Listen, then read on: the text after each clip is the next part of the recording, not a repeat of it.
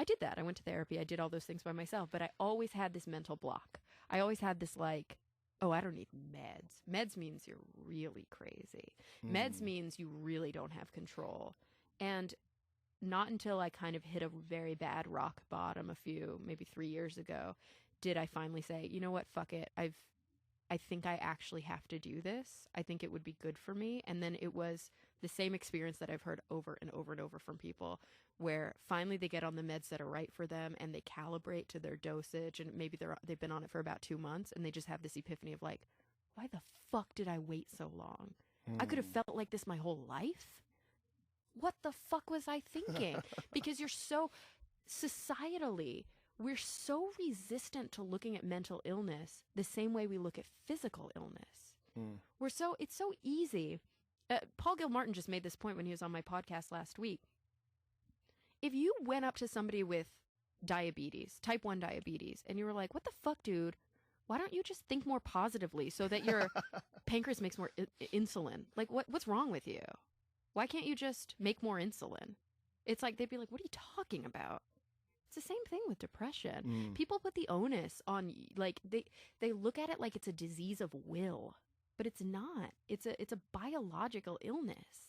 And that's just very hard for people to understand. And so what you end up doing is carrying around a lot of guilt and shame and a lot of feelings like, I'm not good enough. I can't will myself out of this. If I just think more positively, it's not about that. And I did that for years.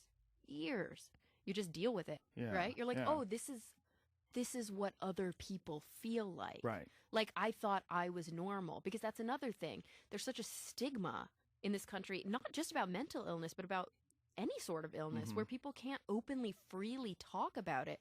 So you end up living in this weird bubble where you don't like, I know people that have mental illness that didn't even realize they had mental illness until they finally had a conversation with a doctor about it. And they were like, oh, this isn't normal. Like, not everybody doesn't hear voices, or everybody doesn't. It's like, yeah, because you're so afraid to talk to somebody about it. So that's a really important part of this, I think, is just getting past the stigma. That's why when something like this with Robin Williams, which is so fucking depressing, happens, a lot of people rally around it and they say, hey, maybe we can use this as a teaching moment, because this guy, no matter how good his life was, he had this thing that he ultimately couldn't kick, and it wasn't his fault.